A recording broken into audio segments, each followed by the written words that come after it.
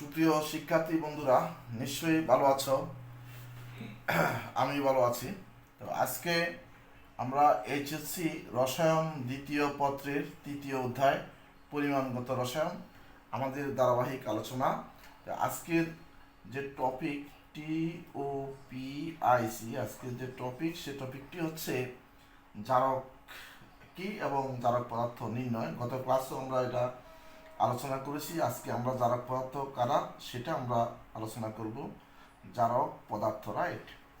জারক পদার্থ নির্ণয়, পদার্থ জারক পদার্থ নির্ণয়, এটি হচ্ছে আজকে আমাদের মূলত টপিক। কারণ আমাদের বিশ্ববিদ্যালয়, মেডিকেল এবং বুয়েটে ভর্তি পরীক্ষা সমূহে আমরা পর্যালোচনা করে দেখেছি জারক ও বিজারক পদার্থ নির্ণয় থেকে কোশ্চেন আসে। তো এই জন্য আমাদের অভ্যন্তরীণ পরীক্ষাগুলো তো থাকে এবং বোর্ড পরীক্ষা তো থাকবেই, সেজন্য এই ভিডিওটি করা। চলো যাই, আমরা আগে জারক কি সেটা আমরা জানার চেষ্টা করব। প্রথমে আমরা লিখব যে জারক। তো জারক গত ক্লাসে আমরা আলোচনা করেছি। জাস্ট আজকে আমরা তোমাদেরকে স্মরণ করে দিব।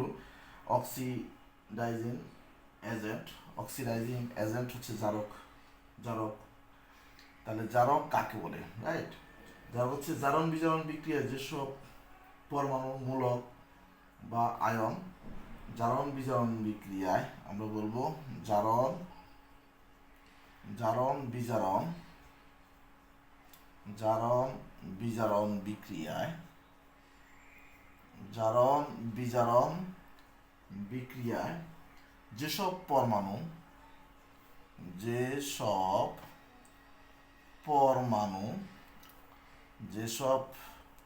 আমরা লিখবো পরমাণু, তারপর হচ্ছে মূলক, যেসব পরমাণু মূলক বা আয়ন ইলেকট্রন গ্রহণ করে,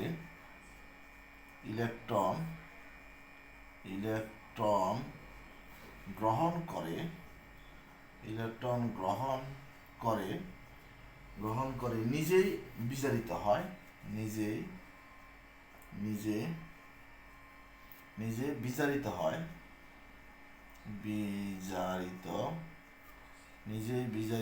হয় এবং অন্য পদার্থকে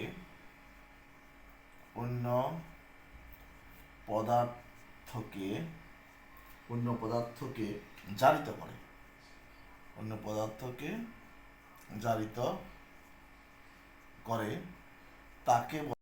তাকে বলা হয় জারক।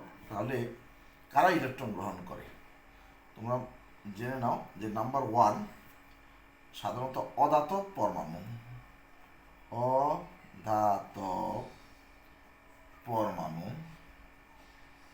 অধাতব পরমাণু সমূহ জারক পদার্থ। কারণ আমরা জানি অধাতব পদার্থ সমূহ ইলেকট্রন গ্রহণ করে, রাইট? সেজন্য এই জারক পদার্থ সমূহ হচ্ছে যেমন গ্রুপ, অধাতব পদার্থ সমূহ গ্রুপ এখানে হচ্ছে 16, তারপর হচ্ছে ও গ্রুপ এখন 17 এর মৌলগুলো। গ্রুপ 16 থেকে আছে, গ্রুপ 17 থেকে আছে, আমরা একটু জেনে নিই। গ্রুপ 16তে আছে, আমরা একটা ছন্দের মাধ্যমে জানার চেষ্টা করব।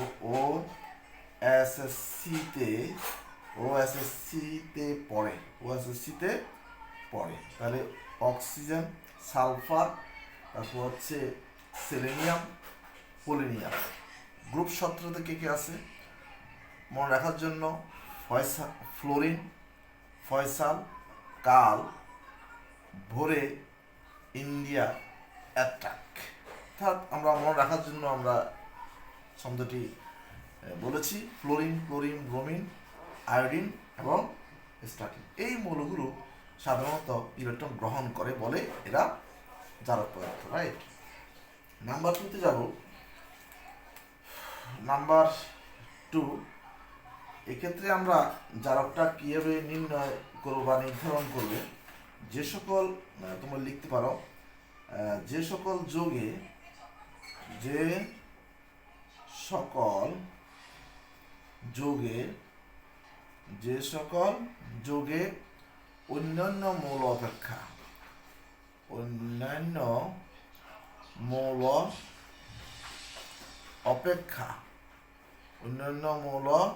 অপেক্ষা অক্সিজেন বেশি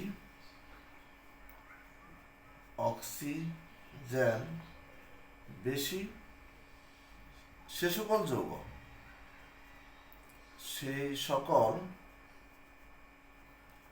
যৌগ সমূহ জারক পদার্থ বা জারক, রাইট? তাহলে চলা যায় আমরা কোন কোন যৌগগুলো আছে সাধারণত, যেমন পটাশিয়াম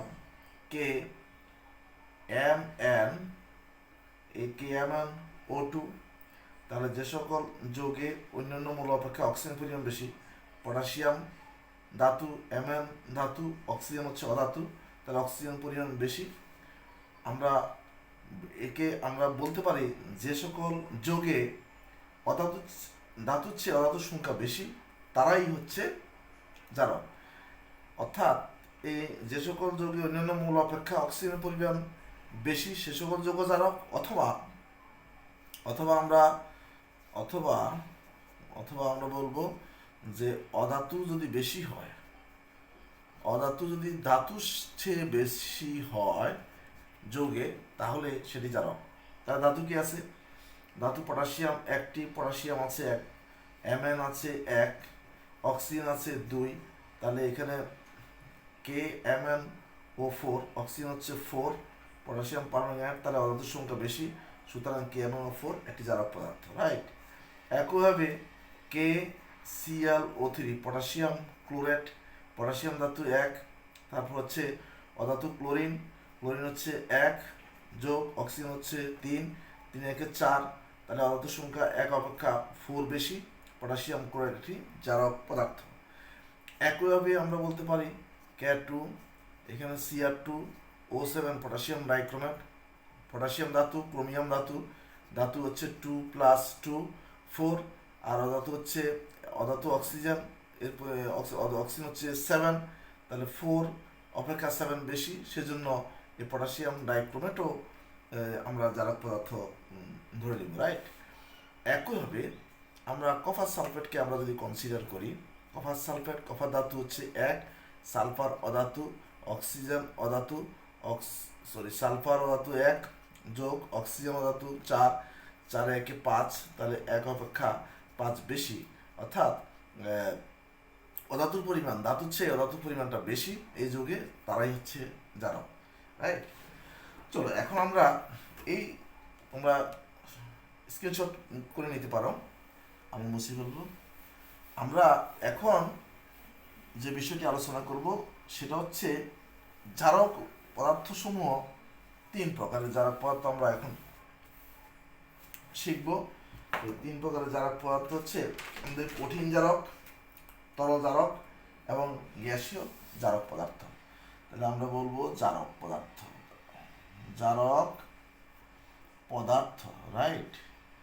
জারক পদার্থ 3 প্রকার।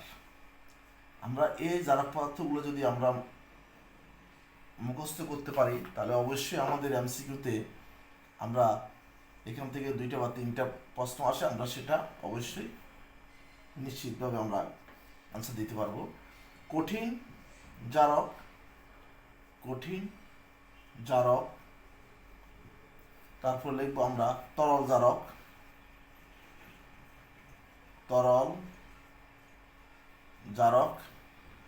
তারপরে তরল জারক, তারপর লিখবো আমরা গ্যাসীয় জারক, রাইট? এখন কঠিন জারক, যে সকল যৌগে সাধারণত ধাতু, যেমন বিশেষ করে পটাশিয়াম, তারপরে হচ্ছে ম্যাঙ্গানিজ এবং আয়রন, এই ধাতুগুলো থাকবে, এগুলাকে কঠিন জারক হিসেবে আমরা ধরে নিব। যেমন কঠিন জারকের ক্ষেত্রে প্রথমে আমরা লিখব যে potassium permanganate, KMnO4, potassium permanganate, manganese dioxide MnO2 manganese dioxide, potassium chlorate KClO3 potassium chlorate, তারপর হচ্ছে potassium dichromate K2Cr2O7 potassium dichromate, এবং ferric chloride FeCl3 ferric chloride. এই যৌগগুলো হচ্ছে কঠিন জারক পদার্থ, রাইট? তো সাধারণত আমরা কঠিন জারকের মধ্যে আয়োডিন হচ্ছে কঠিন, আমরা এটা ধরে নিব, আর ব্রোমিন হচ্ছে তরল, আর গ্যাসীয় হচ্ছে ফ্লোরিন ও ক্লোরিন গ্যাসীয় জারক। তাহলে আমরা তরল জারকের ক্ষেত্রে আমরা কি কি লিখতে পারি? তরল জারক ক্ষেত্রে হবে হাইড্রোজেন পারঅক্সাইড H2O2, এটি তরল জারক।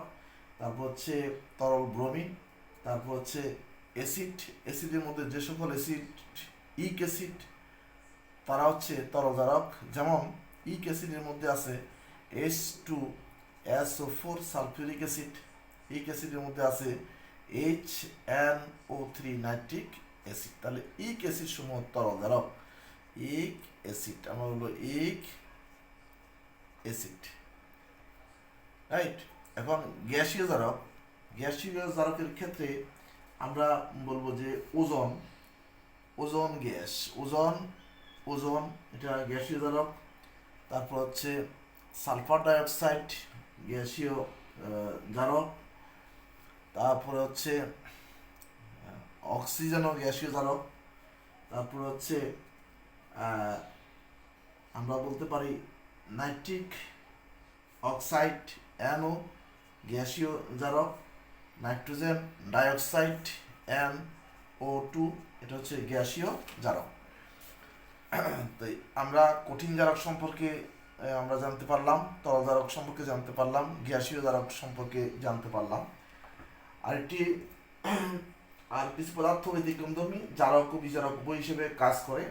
যেহেতু আমরা জারক নিয়ে আলোচনা করেছি, বিজারক আলোচনা করিনি, তারপর আমরা জারক ও বিজারক উভয় হিসেবে কাজ করে সেইগুলো সম্পর্কে একটু আমরা জানার চেষ্টা করি। জারক ও বিজারক, জারক ও বিজারক, উভয় হিসেবে কাজ করে, উভয় হিসেবে কাজ করে সেগুলো আমরা জানার চেষ্টা করব। তো সেটা আমরা ছন্দের মাধ্যমে আমরা জেনে নিই। যেমন ও সাথী ফিরবে না,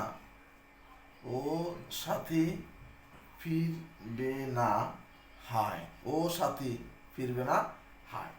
তাহলে এগুলো হচ্ছে এই ছন্দের মাধ্যমে যে জারক পদার্থ লিখবো সেটা জারক এবং বিজারক হিসেবে কাজ করবে।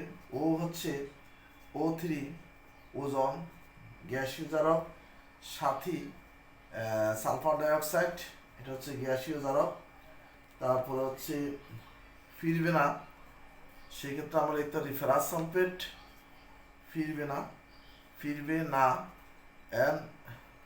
না আমরা লিখব NO হচ্ছে নাইট্রিক অক্সাইড। আর হচ্ছে হাই, এখানে লিখবো আমরা H2O2, তারপর হচ্ছে HNO2 নাইট্রাস অ্যাসিড। এগুলো হচ্ছে আমাদের জারক পদার্থ আর জারক ও বিজারক পদার্থ। আর আমরা আগামী ক্লাসে বিজারক পদার্থ নিয়ে কথাবার্তা বলবো।